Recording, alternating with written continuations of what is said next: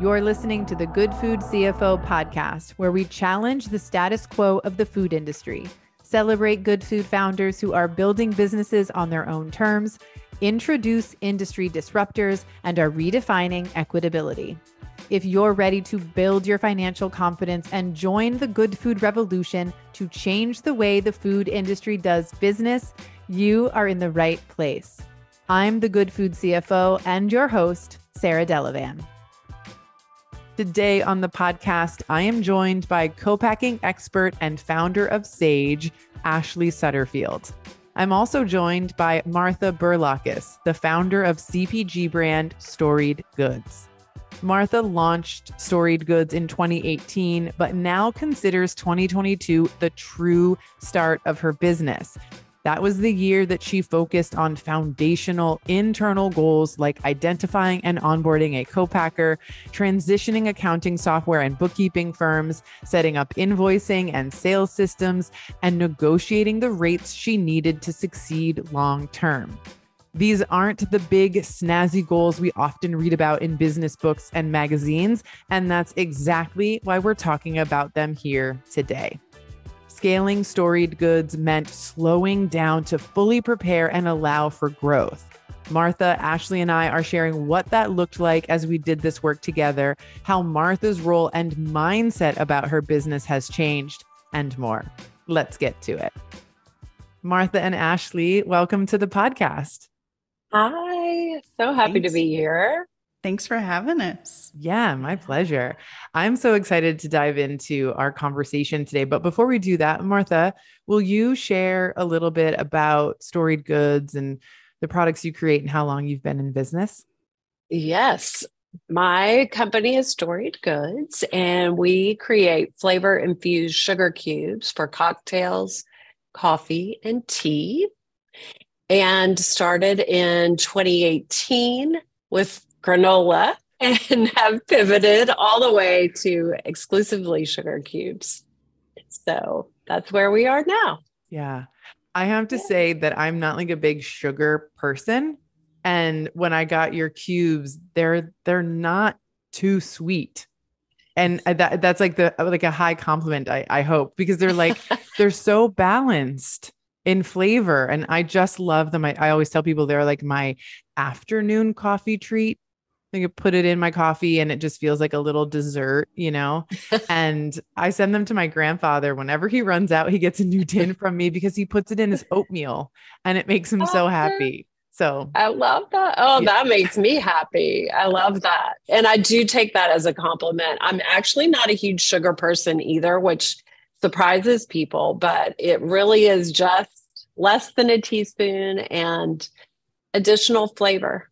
So yeah. And super versatile. I love it. Yeah. Thank you. And Ashley, you have been here on the podcast before, but tell us a little bit about Sage and how you support food business founders. Yeah, so Sage is a company that I started in 2018 as well. And I am a food scientist by background, but now I really focus on helping food entrepreneurs prepare for working with a co-packer. And so anything from how to find a co-packer to what questions to ask to how to write a formulation, really viewing co-packing as a portion of a holistic business. It's interesting how we all ended up working together, essentially. Martha, you and I were kind of connected through social media, I feel like. And you and Ashley began working together. When did you all start working together, and what was the catalyst for you to do that, Martha? So first of all, I got to say, this is so exciting for me. This is like my team right in front of me. I'm very excited to be with both of you because you all have meant so much to my business. Thank you. So I heard Ashley on the Retail Ready podcast, and I was just so interested in this whole co-packing idea. And I was hoping that for me, it was on the horizon. And so, Ashley, I can't remember what I did. I'm sure I just emailed you out of the blue. And that's how we got in touch. Yeah. Do you remember that, Ashley? Anything to add to sort of the early Oh yeah, days? by far. Martha has such an energetic spirit to her. And so I remember her email very vividly of, I found you on Retail Ready. I want to start moving forward with the co-packer and I'm ready to start figuring out how to do this. And I think from the moment of our first conversation, it was just this really incredible conversation to be like, yeah, you're ready. You're at the right stage in your business and it's time. This is the right next step for you. Yeah. Can you talk a little bit about what being ready looked like for Storied Goods? Because I don't know if it will look a little bit different for every business. I know from the financial perspective and what Martha and I would eventually look at after a little bit of time, I could see it from my perspective. But what were some of the things that you were identifying together that made you go, yeah, this is the right next step? Yeah, that's such a good question, Sarah. Ashley, do you want to speak to that? It was very clear that you were holding your business back a bit because you couldn't scale your production. And that was really the biggest limiting factor that I saw was you had ambition, you had an incredible product, but being able to scale meant for you at the time, it meant more and more hours in the kitchen. And that just was not feasible. You were just getting burnt out, and there was a lot of time and energy going into producing your product. And that to me was the biggest cue in your case of, okay, it is time to begin this process. Yes. Yes, definitely. And from my perspective, there were two factors when I looked at it. I did look at my time, and I was doing production from sun up to sundown, which I knew was I always say this is very important for my process. I had to know what my process was from start to finish. And it was really important for me to learn that. Then I thoroughly felt like I had learned it. I knew my process. And I was working, sun up to sundown in the kitchen. And that was frustrating to me because I felt like I was being held back from the work of sales, the work of marketing. And Sarah, you can fully know this, the work of really taking the time with my finances that needed to be happening. And both of you helped me step into the fear it was just full on fear. Am I really ready to do this? Can I afford to do this? So you helped me from a mindset point of view, but then also obviously the practical. Yes, you're ready to do this, and this is how we're going to make it happen. So at some point in your relationship, Martha, you reached out to me and you were like, hey, I don't know if you'll work with me because I sell sugar, but but Ashley recommended that I reach out to you. And after, I had been following you on social media and stuff, and I said, yeah, like I'm not good food. You have a mission, sugar is not a bad thing. It's all good. Let's get on the phone. But what was the sort of the catalyst, if you will, for making the outreach to me? So Ashley wasn't the only person who recommended you. I don't think I talked to anybody in our little circle of food people who didn't say, do you know Sarah Delavan? You might want to work with Sarah Delavan. And the main impetus for that was that I knew that finances have never been my strong point. I have lots of strong points in business, but I knew that that wasn't it. And I did not want to keep going blindly without somebody to really help me take a look at what my finances were. I just knew I needed help, and I knew I wanted to start that way instead of keep going, and then try to go backwards and solve all these things. Yeah. I think that's a great point too, because sometimes people will say, is it too early? Is it too soon? And I think sometimes it can be too early or too soon to work with a CFO consultant one-on-one, right? That might be sort of overkill, if you will, but to start utilizing the tools and thinking about the numbers and right, like it's never too early to do that. And I remember when we onboarded with one another and we were talking about, okay, looking for a co-packer, with Ashley's support.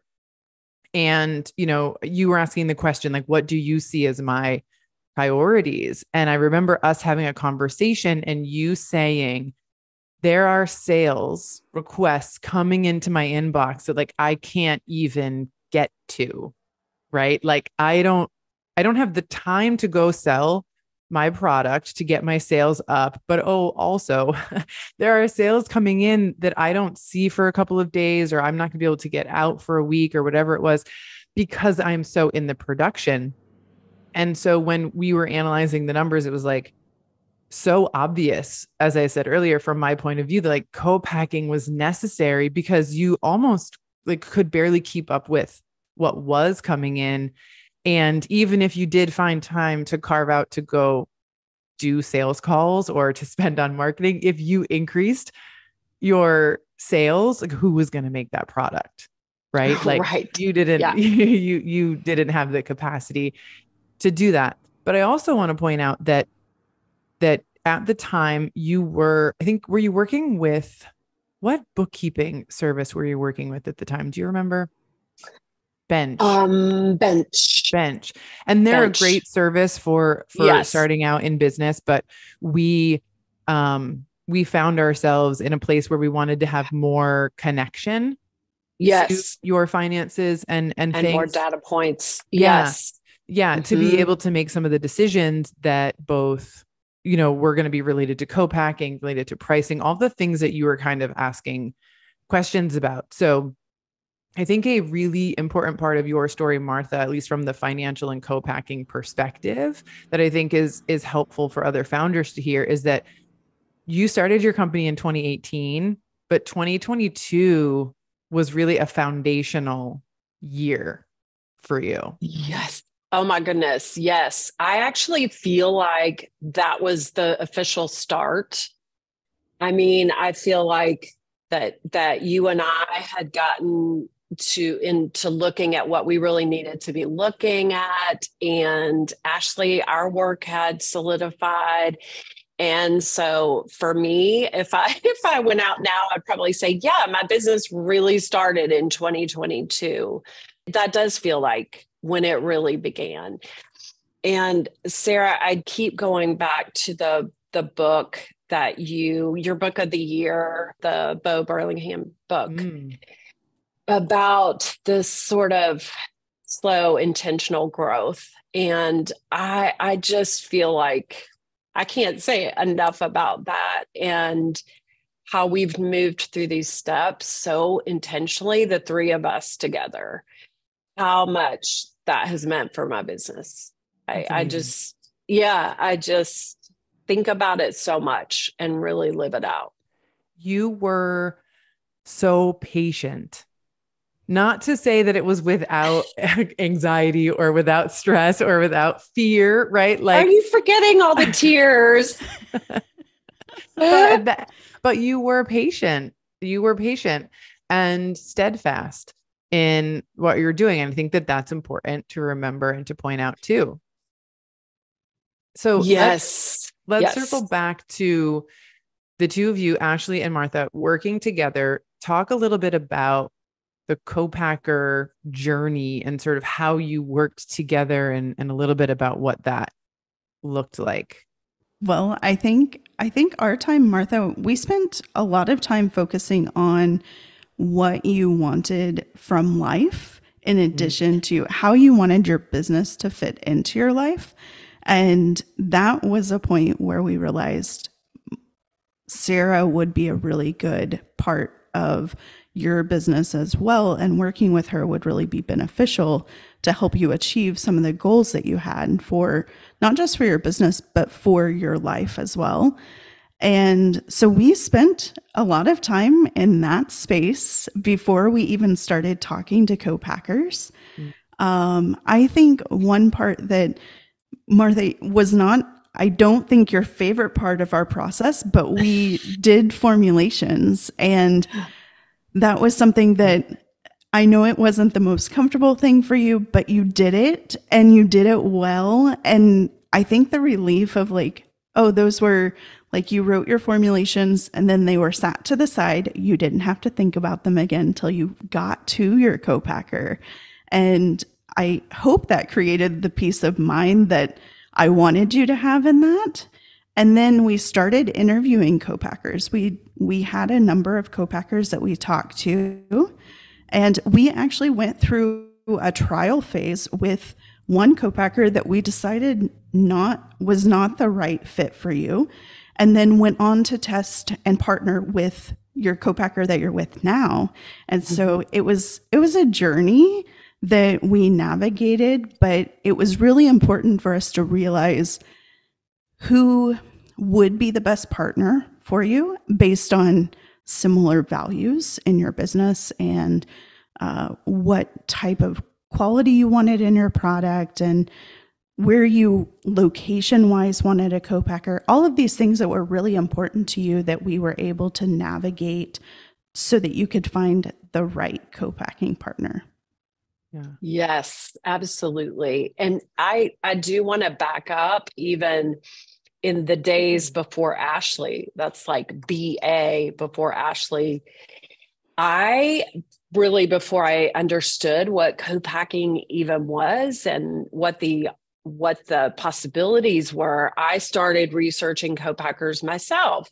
Once I found out, and I made a few calls and I did internet search. And as soon as I did that, I realized how difficult this is. I had no idea what questions to ask. I had no idea what my, how valid my point of view was, all those things.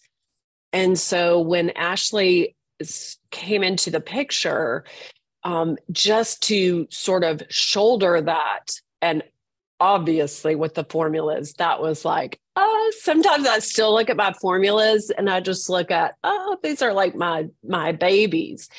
And it makes such a difference to be able to have that and just to have that part done. But Ashley, you really helped me understand the right questions and how to understand their answers. Just that whole process. I cannot say enough about how you helped me with that. It's an important thing to highlight, I think, because something that we talk about a lot here and, in the community, and Ashley, you and I have talked about this as well, is that when you are an outsider in the food industry, particularly the CPG industry, and you're entering a new part of the industry for a first time, there is so much that you don't know. And it's the acronyms, it's the definitions, the general terminology, but also the how business gets done. And, the sort of inner workings of things that can be frustrating or difficult to navigate. It can be hard to even get someone at a co-packer to pick up the phone. So having insights into that and not having to figure it out completely on your own, I just know in general within this industry is so valuable. Yes. Oh, I can't say you both, in terms of language and in terms of process, you have made it so accessible for somebody like me who was totally an outsider. You both made it very accessible. And I think, like you're saying, Sarah, you don't even know what you don't know. Mm-hmm. And that's really critical to this whole process. Yeah. And it could be easy to go, well, I'm not really sure what that means, but it seems like that's how it goes. And so I'm just going to go with it. Yeah. We had someone on a couple, Modest Coffee, on the podcast a few weeks ago, and that's part of their story, right? It's like, well, this seems okay. And, like, we're going to go with it. And in their reflection, it's like, there is no dumb question. It's okay to slow things down to make sure that, and you feel confident in how you're moving forward. But I think, and I was the same way early in the industry, is you're just like, well, I don't want to seem green. I don't want to, be a burden, and it's like, we got to get over that, push that idea like right out of our heads. Yeah. I think also, like, Martha, you said it, Sarah, you've said it, and it's something that I hear from brands over and over is, I don't know what I don't know. And I think that resting in the fact that we don't have to reinvent the wheel. There are resources available. And Martha, you happen to get to work with Sarah and I both, but there's resources that help in a way that you don't have to reinvent the wheel. You can really, like, let somebody else that's shouldered the hard work, like, help you through the process. And I think that is something that with Martha, like, has been a real joy to see, like, you get to rest a bit and not have to figure everything out on your own. Yeah. Yes. Oh, yes. The other part of your agree. co-packer journey that I want to highlight is the fact that there was an initial co-packer that you thought would be a good fit. And you went through some of the motions with that co-packer and you identified this isn't the right fit for either one of us. Like, mutually, this isn't working out how we thought it would. I know, Martha, you felt a bit deflated after that, obviously, when you put time and energy into something, but can you speak to that a little bit? Is there anything you want to share about that experience? That experience was so, I think, for Ashley and me, what we both came to together, that was just invaluable. Even though I don't consider that experience a failure, that was just not the right fit. Just like with any failure, though, it taught me so much, and it taught me what I needed for the business. It taught me that I needed to communicate to Ashley what I needed for this business and for my life to be able to make this co-packer work. And so I think for Ashley and me, I mean, aside from the fact that we had great food the whole time we were there and we just had a ball, was that we really communicated about, gosh, this isn't going to work. So what about it's not working?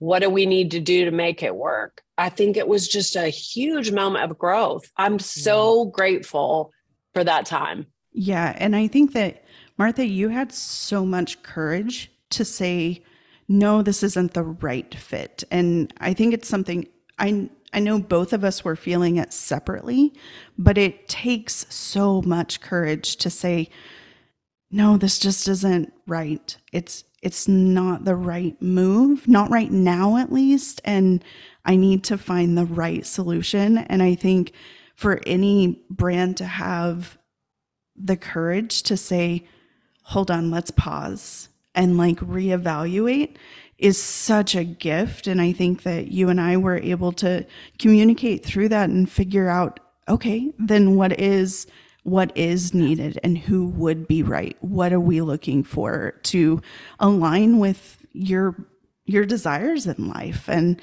that was a really pivotal moment in your journey. Yeah. I think that's something to highlight too. I kind of visualize this podcast in my head where like we're sharing stories and I'm like, let's zoom in on that, or like, let's like bump that out into like a little separate moment. And I think when we sometimes think about industry experts, right? And I consider myself an industry expert. Obviously, Ashley, you're an expert in your field as well. It doesn't mean perfection. It doesn't mean no hard conversations. It doesn't mean no misunderstandings between people, right? That's perfection, and that's an impossible standard. And so in a relationship, which I view any like consulting or coaching, engagement, honesty, vulnerability, the ability to go, something doesn't feel right here. Let's dig into this and talk about it, I think is really, really valuable. and necessary. And it's just really lovely to see, that did happen in your relationship. And I share these thoughts just to encourage people. If you don't have relationships like that and you desire them, there are people out there who can provide that kind of service. Or if you feel like you're in a tough place, go ahead and have that tough conversation with whomever it might be, your broker, your co-packer, your coach, your whatever, right? Your team member. It's worth it. And things are better, on the other side. So I just love that you both view that as a positive experience. And from it, you were able to go, okay, let's regroup and let's find the co-packer that is right for you. So how long did it take from when you identified, here's what I need, and we need to, this co-packer isn't going to work out, until you identified what I'll call the right co-packer for Storied Goods? I have to say, Ashley worked. I've just never seen anybody jump and send me spreadsheets with possibilities. And she just worked so hard. And Ashley, I don't remember. I think it feels like it was a long time, but it was probably like 2 days. I don't know. I think once we decided that, okay, we need to reevaluate and look for what is the right fit, it took us about 2 months to get into testing with the new co-packers. So yes, we did interviews with different co-packers. We had been asking a lot of questions of co-packers, been reaching out to a lot. And in that process, we were able to identify one that just they cared a lot. And I think that was very evident from our first conversations with them. And they were very welcoming. And we were able to begin testing really quickly after making connection with the right co-packer. And so that process, I think, from that pivotal moment to testing with the new co-packer was about 2 months of interviewing and asking, having conversations with co-packers, and then finally getting into that next phase of testing. And then what did testing look like? Can you talk a little bit about that process? So the testing process involved those beautiful formulas and getting all the ingredients and getting all the equipment and going to the co-packer and walking through the process, talking to the team and looking at the product that they produced and going back and forth and analyzing it to see what they could do with the formula. And that is, again, when the formula works, you see that it works. And it really did. I was like, wow, this looks like exactly what I make on a huge scale. We spent, I think, a couple of days doing that, being in the whole production facility and talking to the team, working with the team. When you say gathering equipment and things, your sugar cubes are beautiful little cubes. So did you have to bring things like the molds and stuff? What did you bring in terms of equipment? Yes, the molds that we use are Italian molds. And I think we actually ended up buying the rest of the molds available in the United States. So had them all shipped. Ashley did so much work helping me with the mixing process, because you're changing from a small food processor to a large mixer and what that looks like. And then we had to adjust baking times, because where I produce the cubes in the South is more humid than where they're currently produced in the Northeast. And so we had to adjust for humidity and things like that. And so that all got worked out during that testing phase over the first few days.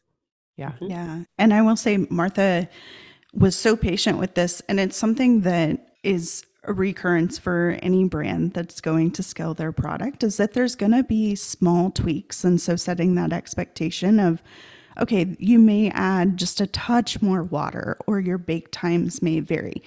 That test production is really about like, let's see what we need to tweak and make some adjustments while you're here on this day. And let's take our time with it.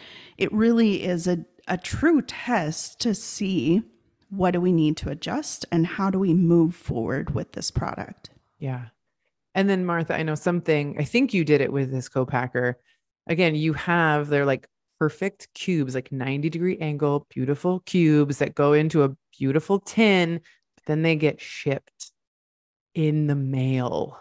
And I remember, I think I'm remembering this correctly. Like you wanted to make sure that the way that they were not only packaged in their individual tins, but then the way those tins were packaged in their boxes for shipment would result in all of your cubes getting safely to your office, let's say, like where you're storing them for shipment. That was part of the process. It didn't end at what happened in the kitchen. No. And it still doesn't in the ongoing relationship, because there are different types of shipments, and some of our retailers require different kinds of packaging that they want to receive. And so that still goes on. But that is a big deal about how they're packaged and are they protected. And we don't want people receiving powdered sugar in a tin when they get there. They need to be in cube shape still. Yeah. So, there was a bit of an intersection of production and finance. I mean, throughout the process, and we're going to talk a little bit more about it as we chat here, but one of them was, how are we packaging the product, right? Because you were making it all by hand initially. And I remember you would send out 4 tins, you would send out 10 tins, right? Whatever somebody wanted to order. And I felt strongly that there should be a standard case unit. And I know, Ashley, you felt pretty much the same as I did. Can you talk about the process of moving from order any amount you want to we've got a case size now? That's still, Martha's face is like, that's still happening. I was like, oh, I'm supposed to be doing that. Oh, I'm still supposed to be. Small steps. Small steps. The small steps. The case pack really helped us set our standard for, okay, how do we determine volumes when we order from the co-packer?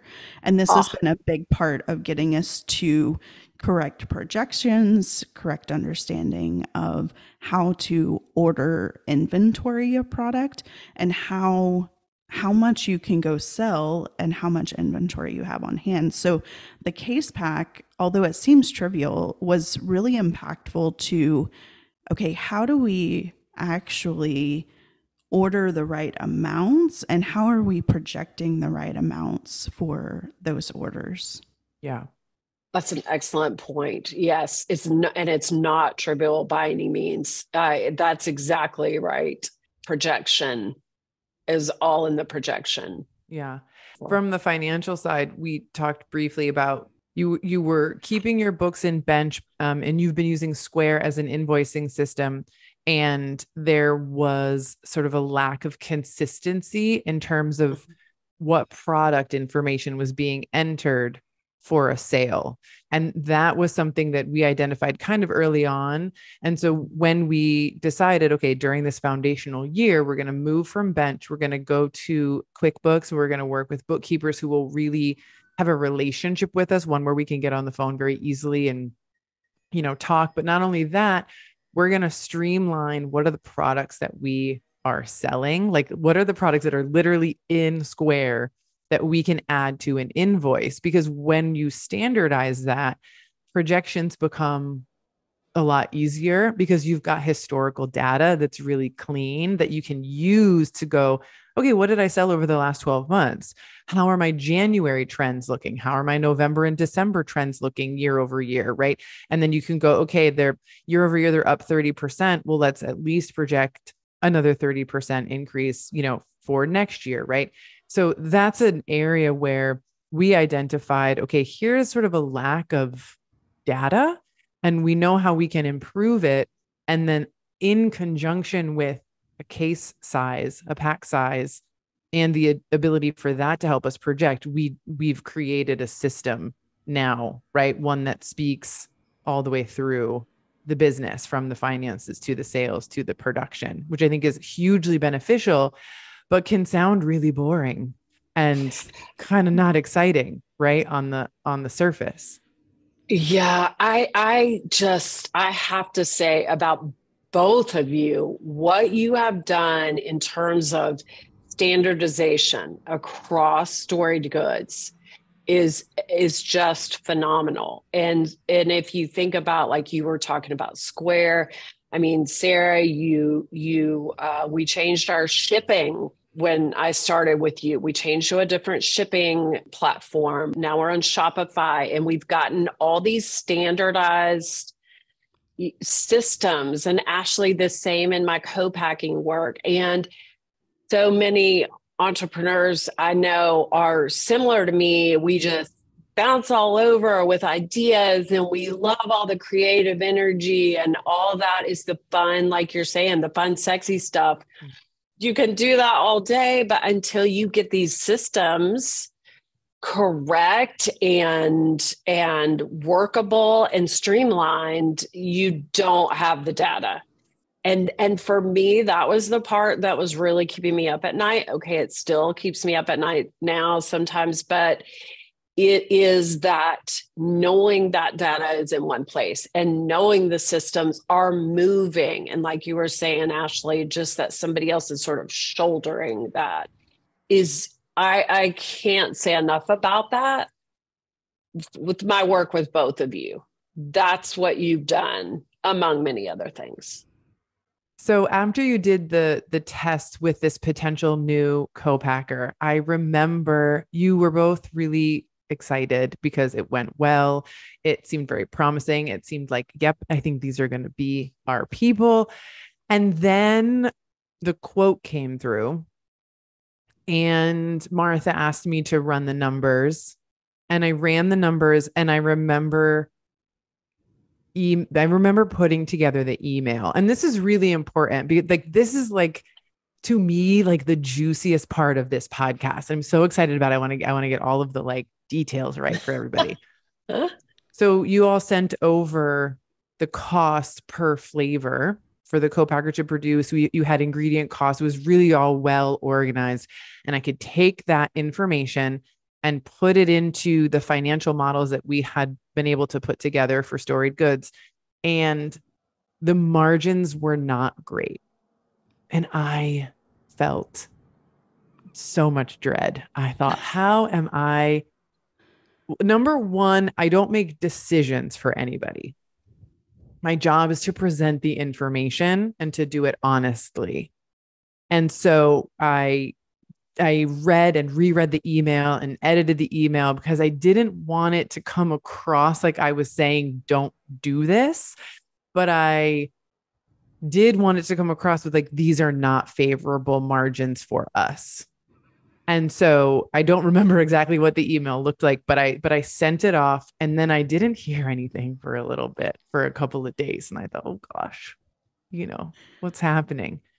And do you remember receiving that email, Martha? Oh, yeah. Oh, yeah. I definitely do. I remember receiving that email. And for anybody listening, I'm always pushing Sarah subconsciously to make a decision for me, because it's much easier if you have somebody else and she's so strong and she's like, nope, I'll give you the information. But Ashley, we were talking, and I had just heard, after I got that email, I had just been listening to another podcast or reading a book about how women need to ask for more money and ask for the better deal. And I had talked with Ashley, and we just got our courage on big time. Yeah. And we're like, no, that doesn't work. How about this? And he was like, yeah, okay. Yeah. And that was a Friday afternoon, I remember. because I nearly passed out. I was just exhausted and excited and just couldn't believe it. Yeah. I can't remember if we emailed at all before you went to negotiate. I have like a vague memory of you being like, what would be ideal? Like where do we want to get our costs to? Yes, you did give me like a range, as you usually do. Like, this would be great. This will not work. I mean, just you gave us a range. I remember that. And I think that the three of us had met to talk about what the range is. That's right. Before we even got the quote from the co-packer. So we knew where we needed to be.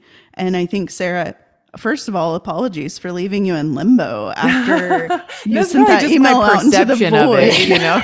And you're like, wow, no one's going to respond to that. Because immediately I think I called Martha and was like, okay, it's not in the right price point of what we've talked about. And Sarah's made that very clear in the email. And so we need to figure out how we want to approach this then.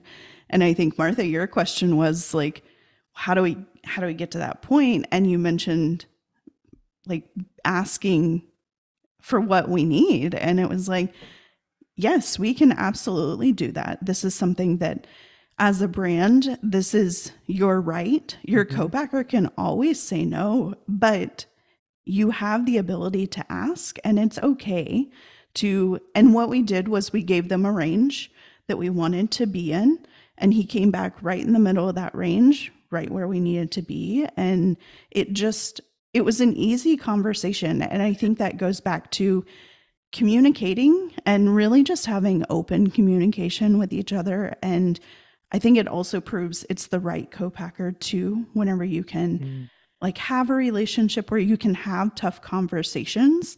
And it was an easy solution on both ends of like, let's have the ask. And they said yes very easily. So it made it easy to make a decision to move forward at that point. Yeah. Yep. Yes, yeah, definitely. I remember being so excited. Like when I found out like, oh yeah, we asked for a lower price and they said yes. And I was like, what? That's amazing. I think we all just celebrated like, okay, this is the moment, like we're moving forward now. And it had felt, there had been a lot of steps to get to that point. There'd been a lot of conversations with this co-packer already. I know that we make it sound like, oh, we interviewed them and then we went to test. But in reality, there was that first interview and then deciding like, yeah, we're interested in working with them. And then we had several conversations, which is what I typically see with co-packers, is that we're going to talk through other questions that we may have not talked about in our first conversation. We're going to walk through the formulas together on a conversation. We're going to talk about how to prepare for that test day and what they need from us. And so there's usually 3 to 4 conversations before actually meeting them in person. And sometimes they even, I think, Martha, I don't remember if you went to visit the co-packer before the test date or not, but I know that maybe I had gone to visit them just before your test date. And that's exactly right. Yeah. So I think that's like, I know that we're making it seem like a very concise, like, oh, it was just a conversation. We moved into testing, but there was a lot of due diligence to make sure that they were the right co-packer, that testing was going to go smoothly. And then after receiving pricing, talking through those conversations and preparing for the first production. Yeah. And to Sarah, to your point earlier, and Ashley, I'm sure that you have to tell a lot of your clients this, that co-packers are not waiting by their phone or their email to take your calls. And I had to remind myself, when I'm making hundreds and hundreds of sugar cubes, I'm not available 24/7. And so they wouldn't respond sometimes, and Ashley be like, just chill out. They're working, and so it's not the type of business where they're just sitting by their desks and, waiting for your calls. So to what Ashley's saying, we're condensing it, but I think there was persistence and patience required in terms of responding to emails and having those phone calls. Yeah. And then, okay, so the test is done, the price has been negotiated. What were your next steps to getting the first official production done? Did you have to order ingredients and ship packaging? Tell us a little bit about what came next. Yes. So definitely we had to get the ingredients together, and there were some that we ordered, some that they sourced because they got a better price, because they buy in such bulk. Ashley helped me. This was just huge work, was the how many units and translating everything into pounds, because I wasn't really used to working with these large amounts. And so that was critical. And it's still a learning process. That's really important to me to understand that this is ongoing learning. We're still learning how much to order for which quarter and what's coming up and that kind of thing. The three of us are still working on that, but that part of it, I could not have done by myself. And just having Ashley's help and figuring it out, that was huge. So that was the next step. And then shipping, how are we going to get the product? I'm up there some, so we pack it up in our truck and sometimes they ship. So that ongoing negotiation, those were the next steps. I think once you start production with the co-packer, it's easy to think like, I've made it, and you have. And I think we forget to celebrate that because it took a while. There was like a period in between of like Martha had her first production, and then we did not talk for quite some time. And finally, when we talked, you were like, there's so many new challenges. Like now I'm going to sell product and I'm focusing on sales and marketing now. And like you shifted from, okay, I'm in production to I'm in sales and marketing. And I think one, it's good to celebrate that huge accomplishment because it was an accomplishment to start partnering with your co-packer. And then two, to realize the challenges are different because you're entering a new phase of business. And so it's not I've made it kind of moment. As entrepreneurs, I think we're always looking to the next thing, right? And you immediately went into, okay, I can sell more product mode, which was fantastic, but you were in this new space of new challenges and a new space of, I don't know what I don't know. And I think that's important for us to know as business owners that we cycle back through some of the same types of mental challenges sometimes of like, oh, I'm a beginner in this next phase now. And so there was a lot of build up to co-packing, to finding the right co-packer and partnering with them. And you started building your inventory so you could go sell. And then it was just this whole new phase of business, right? You are so right. I cannot say enough. First of all, on the celebration part, our whole business is about celebrating and sharing great drinks with each other. And it was so hard not to be able to celebrate with the two of you. We were going to do that, but COVID kept us apart. But just to sort of, like Ashley's saying, just to pause and really acknowledge what had happened, because although my family is super supportive of me, there was not the awareness of exactly what we had been through. And you two were the ones who knew that. And there was, I would say, so Christmas came and then right after that, and there was 48 hours where I kind of felt like I can put my feet up, I can watch Netflix, I'll pop some bonbons. this is going to be great, and then I was like, oh, right. Now you have to sell.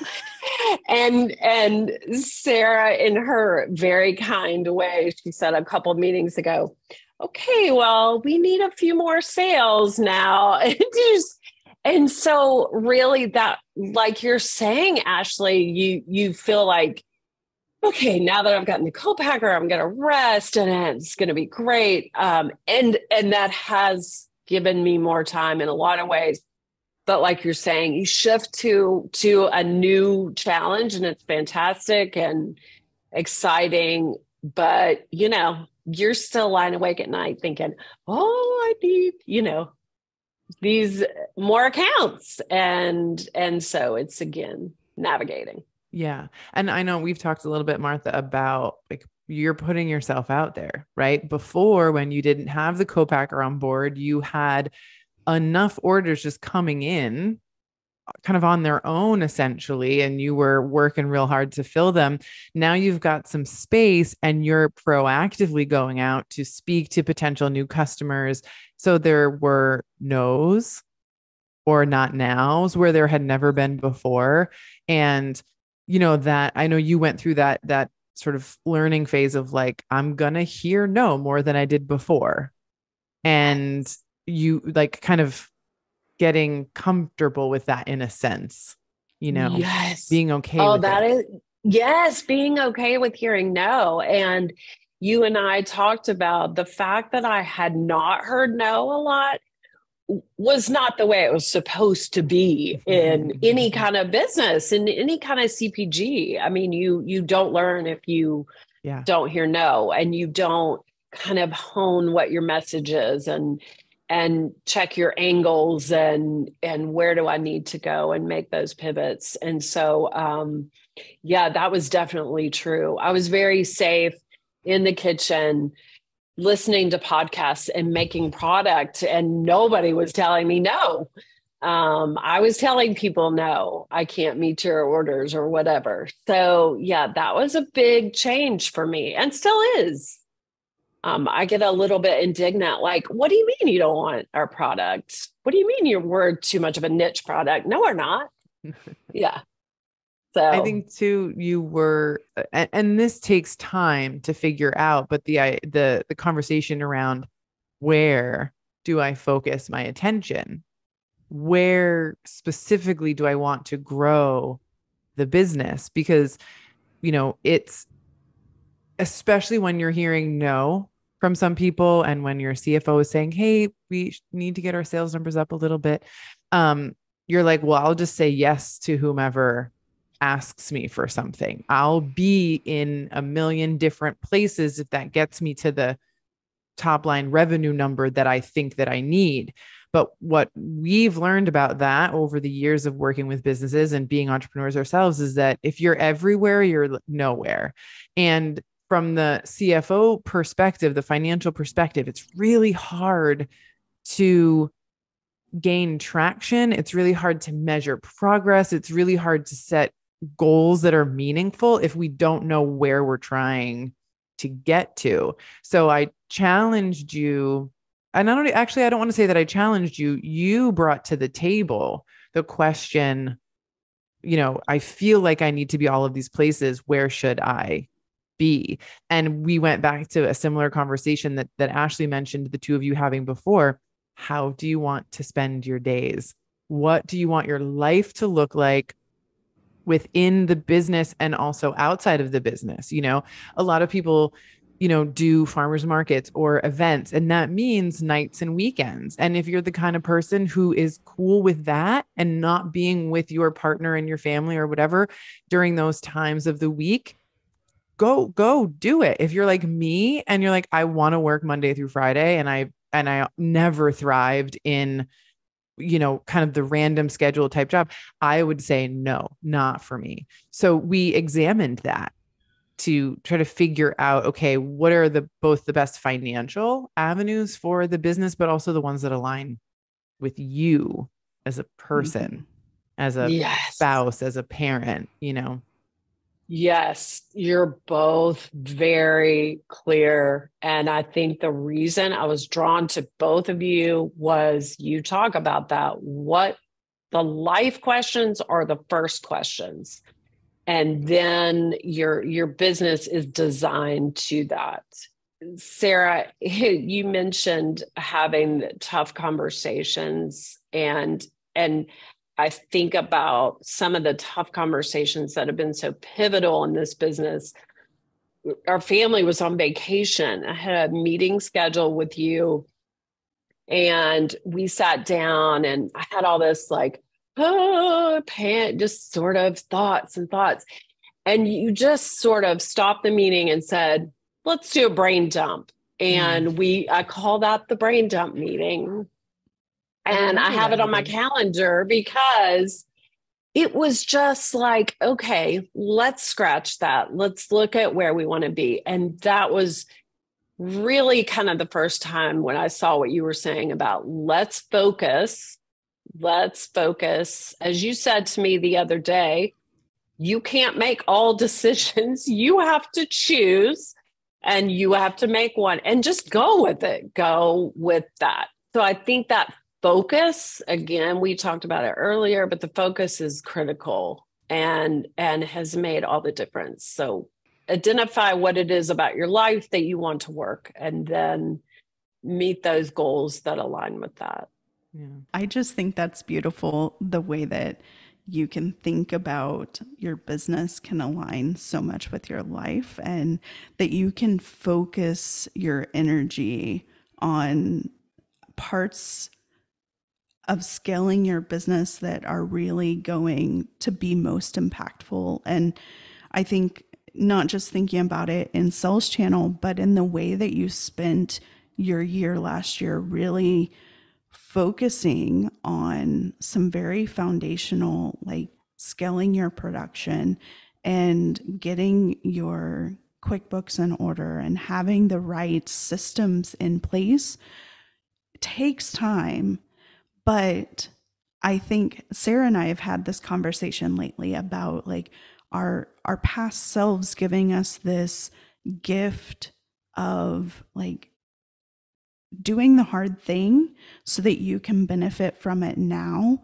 And I think you're seeing that reward now in your business and all the hard work that you put in and focusing that energy so that now you can focus energy on the right sales channels. Yeah. I think if you told most founders and entrepreneurs, like for the next 12 months, you're not going to focus on growth.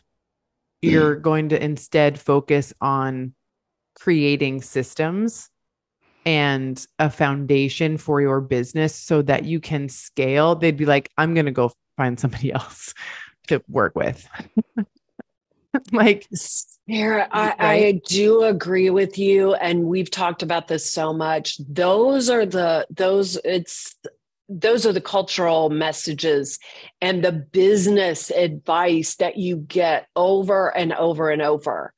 And initially, when I heard that, that made me want to panic. I was like, I don't have time. I have got to grow this because I've invested my own money and I have to make this happen. Yeah. And so that took convincing. And you're so right. You're so right. Because everywhere else is saying there's no other choice but to grow as quickly as you can. And that's your focus. Yeah.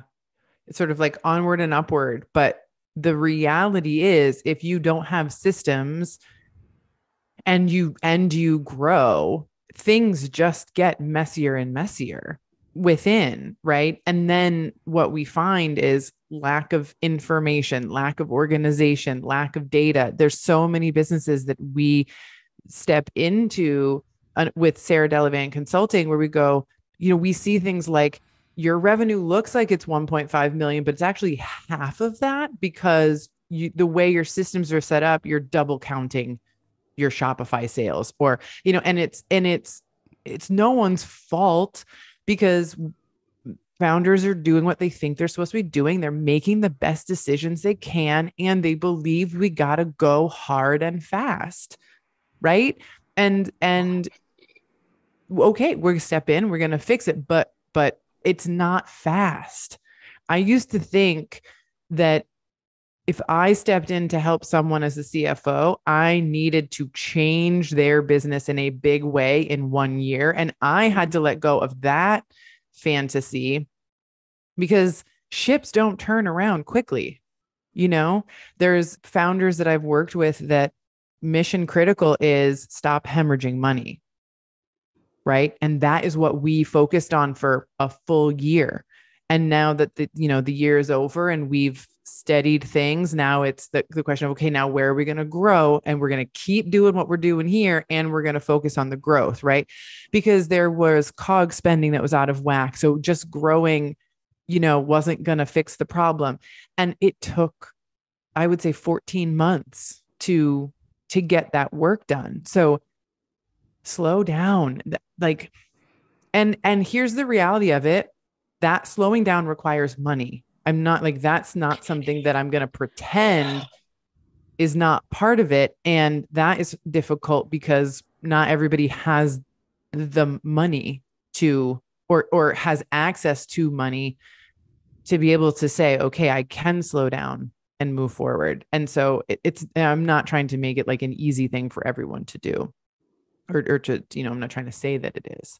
The other thing I thought about was the stories that you hear as a founder are the wild growth stories, the wild success stories. That's a very American narrative of, this explosion happened. And so I think as founders, we sort of have that fantasy in our head. And it's hard to adjust that fantasy. Yeah. I think, again, if you have an entrepreneurial spirit and you are creative and you have that energy, it's hard to rewrite that narrative. And you're doing that work. And I'm just grateful I'm a part of it with you both. Yeah.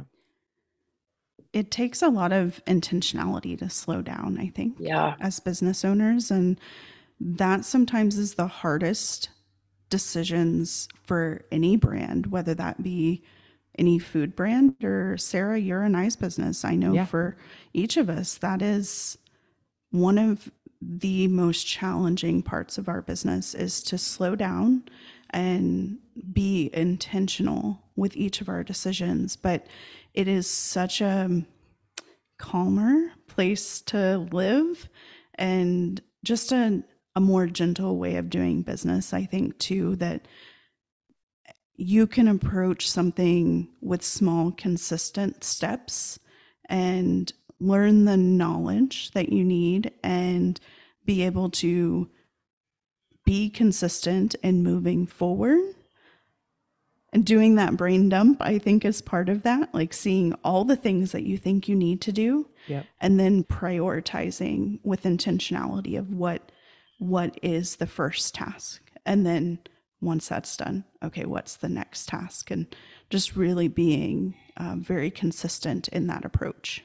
Yeah, I think it'll be cool. We'll share some bonus content from this podcast. Maybe we can share, our approach, personal approaches to doing that in our business. I think that would be a really cool thing to share and start conversation around. Amazing. Yeah. So Martha, you are successfully working with your co-packer now. It is a new year. We are, working on projections, as you said. And I'll say this, there are lots of businesses out there that don't have squeaky clean historical data that they can use to make projections. And it takes a year to get a year's worth of good data, right? So we're almost there. And I share that because it's like, you do the best you can, right? So do you guys want to share a little bit about maybe how you're making these projections for your year ahead? Or maybe you're just doing it for a quarter, kind of, share that with us if you can. I think approaching with as much historical information as we have and also aligned with what are the goals of this quarter. I think doing it annually, but then breaking it down quarterly is really beneficial to help see, okay, how do I need to approach this, especially with a co-packer for inventory. We're with a co-packer that they don't require a minimum number of orders throughout the year. And so you can be really strategic. And Martha has a very nice shelf-stable product. So she can plan her inventory in a way that also aligns as much as possible with cash flow. And so I think where we are now is aligning her orders with the appropriate cash flows so that we're not hemorrhaging money to buy product, but also slowly, incrementally building up to having a quarterly order or something that's a little more long term so that you're not spending all your energy on placing orders and having production done, but it is just a nice system that you have in place for placing your orders, and having an idea of those projections is really key in that, to know what our goal is to placing those orders. Yeah. And you make a really important point, right? Like, nothing in your business happens in isolation. So the two of you are working on this, the idea of how do we move from a just-in-time production business to an inventory-based business. And then you pull me in from the financial perspective and say, okay, if we produce X amount of product in this production run, we're going to need this much money. How does this affect our cash flow? Right. And if it has a negative effect on cash flow, we say, okay, well, we'll modify that. And so I love that the three of us work so closely together. If you don't have a team like Martha does with the two of us, or a team that communicates with one another, still connect the dots between what am I producing and how much cash do I have in the bank, right? Utilize some cash flow tools to understand, if I spend $5,000 right now, how is that going to affect my bank account? If I spend $10,000 right now, how will that affect my bank account, right? A lot of times people think, well, if I buy a pallet of sugar, the per pound cost is less than if I buy a half a pallet of sugar. But if that full pallet is going to really mess up your bank account, make things really tight and stressful for you, don't buy it. Buy the half pallet, right? If that's really all that you need. And doing this work of, and projections in iterations, right? It's not like you're going to get it exactly right the first time. Make a projection, make a plan, look at the numbers, adjust, and move forward. Yeah, that's a great point, Sarah, what you're saying, because going from flying by the seat of your pants kind of business, which I think a lot of us start out doing, it is a big shift to go to an inventory-based business. And I think we all kind of start out that way, and you're just like grabbing the shipping labels and you're stuffing the boxes. And even though it still feels that way sometimes, to make that intentional move to inventory base and systems and relying on these systems. And the other thing that you two have really helped with, even if you don't have a team, if you can share it with one person. I'm a parent of a young adult with autism, and so things have always been rather unpredictable. It has been hard for me in a lot of ways throughout my adulthood to set goals because of that.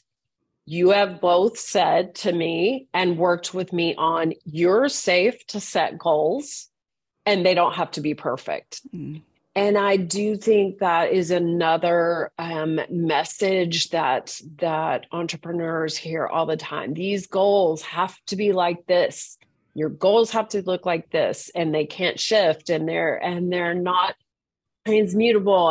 And I think that part is really critical. And to just say, we're going to try this and we're going to see if we can make it work. And then if not, we'll shift and we'll adjust. And that seems obvious, but I'm not sure it is obvious for a lot of people, particularly women in business, at least that I talk to. I think that's a hard thing. I think that's a really great thing to bring up. And again, it goes to the sort of what we hear, right? I set this goal and I did it every day and I never faltered. And that's how I won. It's like, well, did you have no one that this is harsh. I was going to say, did you have no one that you loved in your life who needed to be taken care of? Right? Or that you wanted to spend time with? Like, no, but seriously. I mean, I shared the other day, like, I am not a mother and I have friends who are mothers and clients who are mothers. And like, we all know that is the hard parenting is the hardest job in the world. It's the most important job in the world. I will never judge you for having to cancel a meeting if your child needs to be taken care of, number one. And number two, if like progress every single day, progress every single week is not going to happen for everybody for every single goal. And I shared on Instagram a few weeks back, I didn't work out for like 2 months because I had COVID and then I had a cold and whatever the reasons were, I just didn't feel like it. I felt like crap. And so I didn't work out. And then my brain was trying to tell me, well, you failed at that trying to work out thing. And it's like, wait a second. You could also just do it, like go back to doing it. Yes. I can come back to this. 2 months, 2 weeks, whatever. Yes. And it's the same for business goals, I think, right? Like for the way that I look at it is we do rocks in our business. So like me and my team members each have 3 rocks that we want to move forward in the quarter. And every week during our team meeting, we touch on where are we with these rocks. And some weeks it's like, I didn't make any progress on that. Okay. Yeah. I made progress here. Didn't make progress there. Good update. Right. And then the next week, the progress might be made on other things. Like, it just seems, do what is right for you. Be your own guide, right? And understand and have compassion and grace for whatever is going on in your life, in addition to running your business. Yes. Absolutely. I think that we view goals as this linear and rigid accomplishment to have. Yeah. And instead of, what if I set that as a goal? I say that I want to accomplish this year, but what if I just say, I want to make progress towards that this year? And I don't hold it in such a rigid fashion. I hold it a little looser. I think that's when we look back and see oh, I accomplished all these things that I set out to do and I didn't even realize it because I was just making progress towards it. And that was my goal, was to make progress. Something else we talk about too is, Ashley, you and I in conversations have talked about this, where you set a goal and then it doesn't happen, like it doesn't come to fruition, or it doesn't happen how you think it's going to happen. And then it's way better the way that it does happen, like on a delayed timeline. And that's been a big thing for me. And I'll say with launching the Good Food CFO as more than a podcast, right? Having a community and stuff. Every inch of my body wanted to rush into it, get it done, right? Get it out there. But then there was enough of me who was like, do it right. Make sure that it feels right and is everything you want it to be before it goes out into the world. So we didn't put a time frame on it. We put well, that's not totally true. We put a time estimate on it. Right.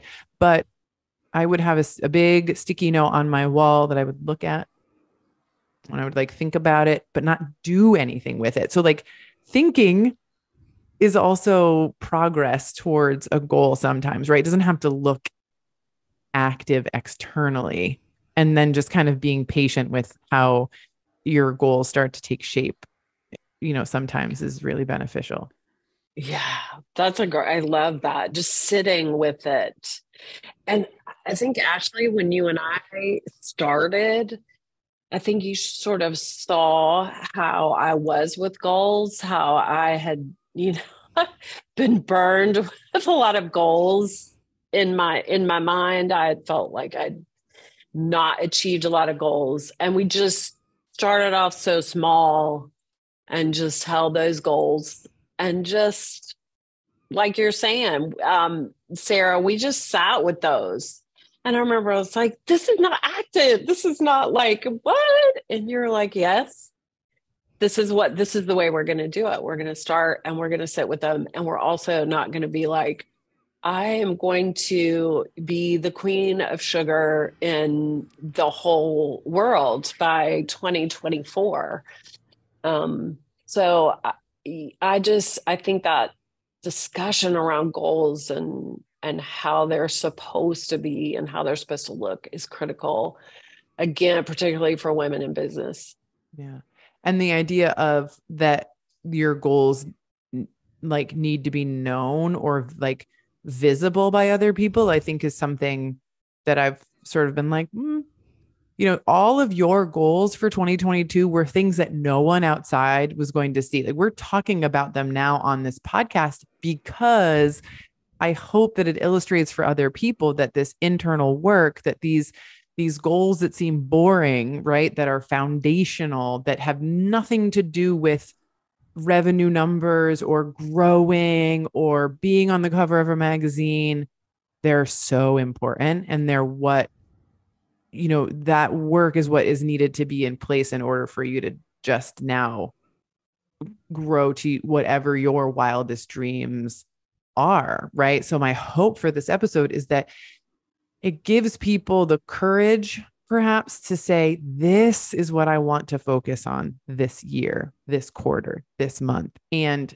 I'm doing this because it's the right goal for me and my business, and not because I think that's what I should be working toward.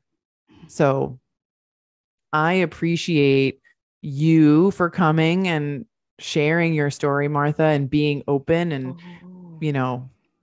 willing to talk about it, because I think it can make a big impact. I love this. Yes, I'm grateful to both of you, and I will tell anybody, and I do tell everybody that. So I love being able to come on and say that. Thank you so much. Yeah. To both of you.